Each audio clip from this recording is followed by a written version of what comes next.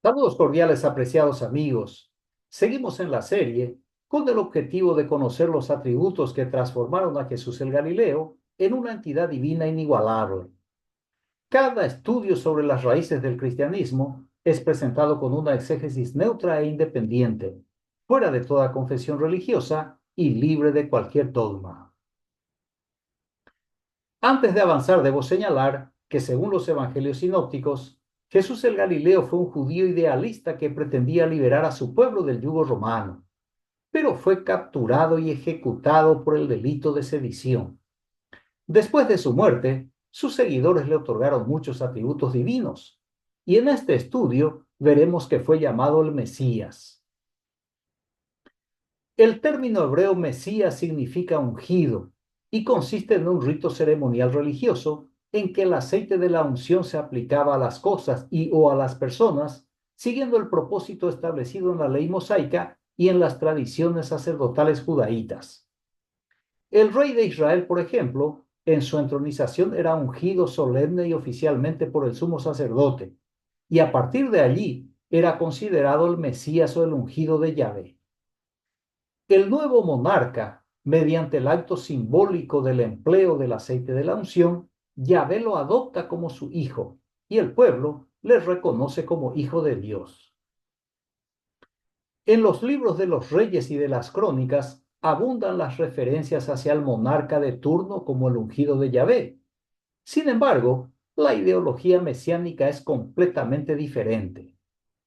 La ideología mesiánica de Israel es de origen persa.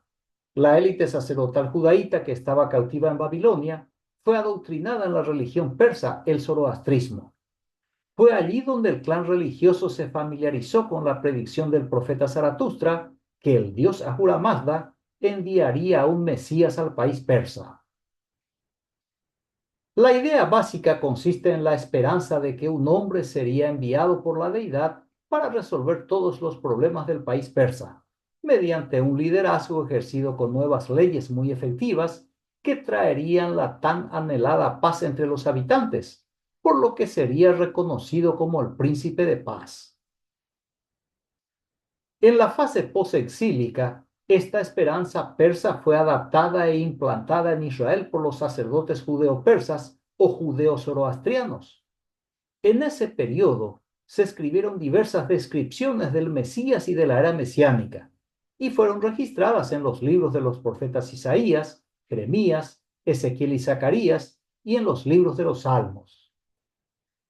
Contagiado por esa ideología religiosa, el segundo Isaías o Deutero Isaías pone la misma esperanza en boca del Dios Yahvé y siembra la ilusión persa en suelo hebreo.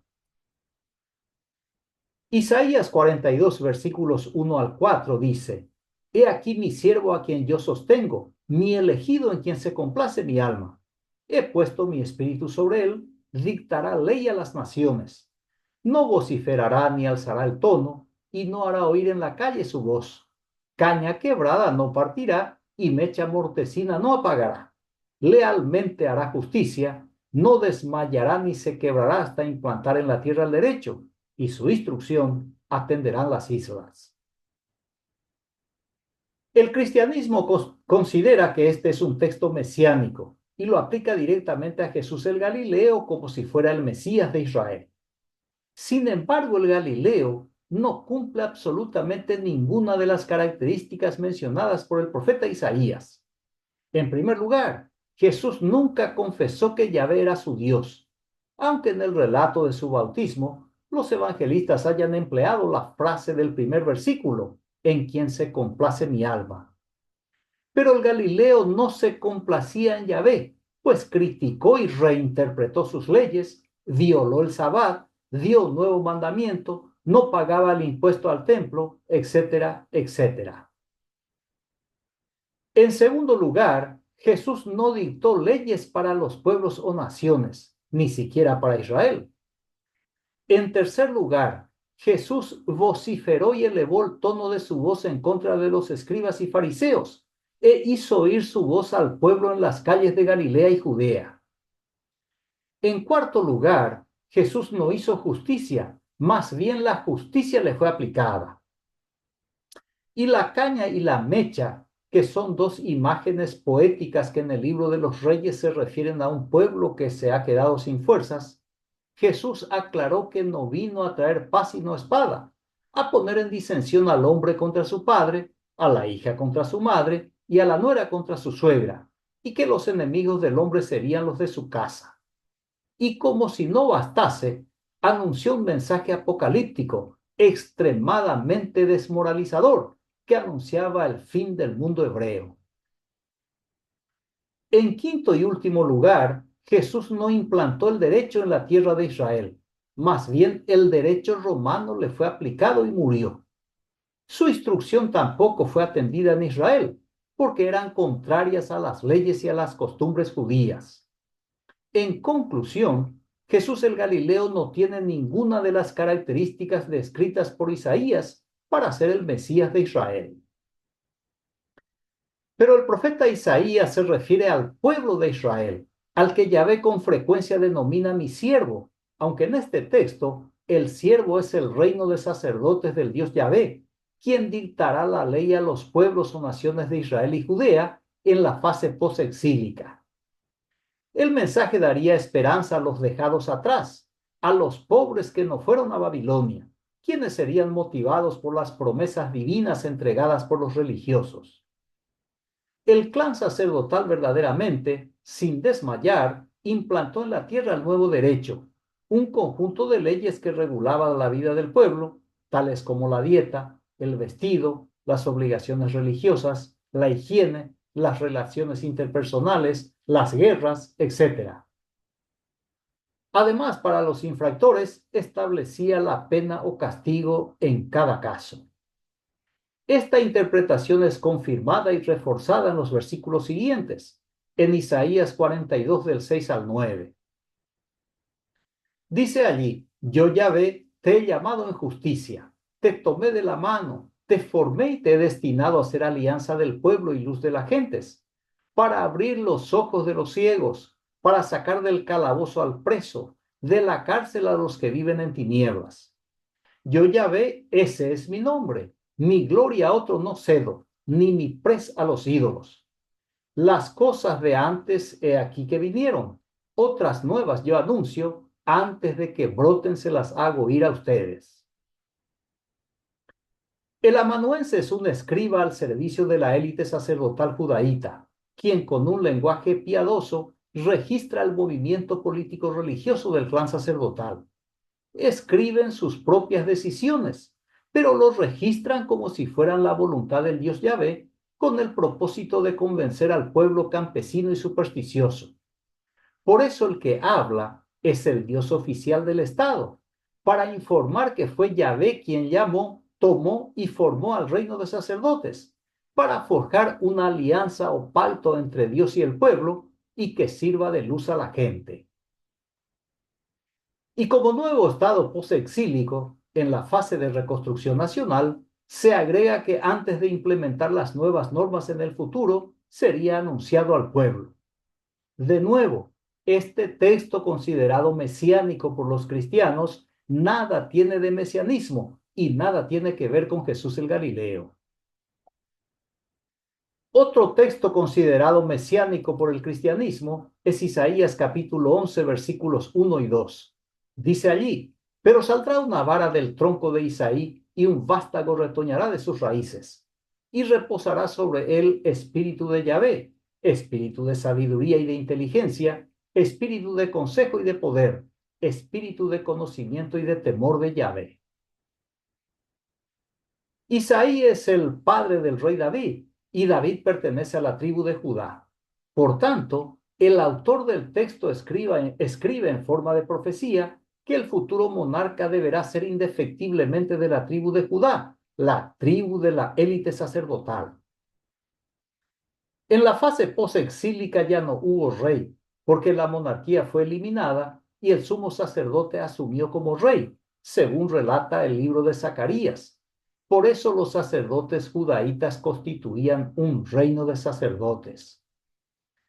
Basado en esta resolución sacerdotal, los evangelios en sus relatos llevan a Jesús a Belén de Judea para que nazca, con el objetivo de que sea reconocido como el auténtico Mesías, por el solo hecho de vincularle con el linaje de David. Sin embargo, Jesús desmintió a los evangelistas diciendo que no era descendiente de David, sino al contrario, David es el descendiente de Jesús. Además, Jesús es oriundo de Nazaret de Galilea y frecuentemente es llamado de Nazareno o Galileo, pero nunca el judaíta o el helenita. Según Isaías, si por ventura surgiera un rey en Israel, debía ser judaíta. De ese modo la tribu tendría el control absoluto del pueblo, el político y el religioso, porque la religión ya controla la educación y el sistema legislativo, una verdadera dictadura político-religiosa. Génesis 49, 9 y 10 dice cuanto sigue: Cachorro de león Judá, de la casa, hijo mío, vuelves. Se agacha, se echa cual león o cual leona. ¿Quién le va a desafiar? No se irá cetro de mano de Judá, bastón de mando de entre sus piernas, hasta que venga el que le pertenece y al que le harán homenaje los pueblos. Los escribas judaítas en este texto ponen en boca de Yahvé que el bastón de mando o el cetro pertenece a la tribu de Judá. Por eso el falso rey de Israel, Jesús el Galileo, debía ser de la tribu de Judá para legitimar su título de Mesías. Y los evangelistas se encargaron de registrar en su certificado de nacimiento que nació en Belén de Judea. Así de simple. En otro dato, el símbolo de la tribu de Judá era el león. Y usted recordará que en el libro de Apocalipsis, Jesús es mencionado y honrado, como el león de la tribu de Judá. El león como símbolo tribal, los sacerdotes judaítas trajeron del país persa, donde la diosa babilónica Ishtar, la versión sumeria de la diosa Inanna, se la representa cabalgando sobre un león y se la conoce como la reina del cielo, y era adorada en Israel y Judea en un culto en la que participaban todos los miembros de la familia. Jeremías capítulo 7, versículo 18 dice que los hijos recogen la leña, los padres encienden el fuego y las mujeres amasan la masa para hacer tortas a la reina del cielo y para ofrecer ofrendas a dioses ajenos, para provocarme a ira, dice Yahvé. En otra información, la diosa Ishtar y el dios Marduk son los protagonistas del libro que lleva el nombre latinizado de la diosa Ishtar, y es el libro de Esther en la Biblia hebrea. Muy bien, con esta visión panorámica sobre el Mesías y el mesianismo, examinemos ahora al Mesías declarado en los Evangelios. Juan capítulo 1, versículos 40 y 41. Dice allí: Andrés, el hermano de Simón Pedro, era uno de los dos que habían oído a Juan y lo habían seguido. Este encontró en primer lugar a su propio hermano Simón y le dijo: hemos encontrado al Mesías, que significa ungido. Andrés le cuenta a su hermano Pedro que habían encontrado al Mesías, al ungido. Al decir hemos encontrado, el autor transmite la idea de que el grupo en el que Andrés estaba identificó al Galileo como el Mesías de Israel. El Evangelio de Juan no relata el bautismo de Jesús, pero revela que Andrés siguió al Mesías porque oyó a Juan el Bautista. Es decir, que Juan el Bautista le dijo a Andrés que Jesús era el Mesías. Sin embargo, en Mateo capítulo 11, versículos 2 y 3, dice que Juan, que en la cárcel había oído hablar de las obras de Cristo, envió a sus discípulos a decirle: ¿eres tú el que ha de venir o debemos de esperar a otro? Juan el Bautista no estaba seguro de que el Galileo fuera el Mesías, y a la luz de este texto, es imposible que le haya dicho a Andrés que Jesús es el Mesías. Además de esto, todo indica que el bautismo de Jesús es un relato artificial, porque Juan el Bautista, al mandar a sus discípulos a preguntar a Jesús, quiere decir que no vio la paloma que se posó sobre el hombro de Jesús, ni oyó la voz de los cielos que decía: este es mi Hijo amado en quien tengo complacencia. Veamos otro relato en el mismo Evangelio de Juan, en el capítulo 4, versículos 25 y 26 respectivamente. La mujer le dijo: Sé que viene el Mesías, el llamado ungido. Cuando Él llegue nos explicará todo. Jesús le contestó, yo soy el que está hablando contigo. En esta narrativa, Jesús el Galileo se identifica ante la mujer samaritana como el Mesías. Sin embargo, los samaritanos no esperaban a ningún Mesías. Primero porque ellos, solo el Pentateuco, mejor dicho, para ellos solo el Pentateuco es considerado escritura sagrada, y también en la versión samaritana. Segundo, para los samaritanos el único profeta es Moisés. Tercero, los samaritanos nunca habían formado parte del reino de Judá, sino de la antigua y extinta Israel. Cuarto, el único lugar sagrado para los samaritanos para adorar al Dios Yahvé no es Jerusalén, sino el monte señalado por el propio Dios Yahvé, según Deuteronomio capítulo 11, versículo 29. Dice allí quien habla es la divinidad. Cuando Yahvé tu Dios te haya introducido en la tierra en la que vas a entrar para tomarla en posesión, pondrás la bendición sobre el monte Garizim y la maldición sobre el monte Ebal. En base a este mandato, los samaritanos nunca esperaron a ningún Mesías, sino a un profeta como Moisés que se encargue de restablecer el culto en el monte Garizim.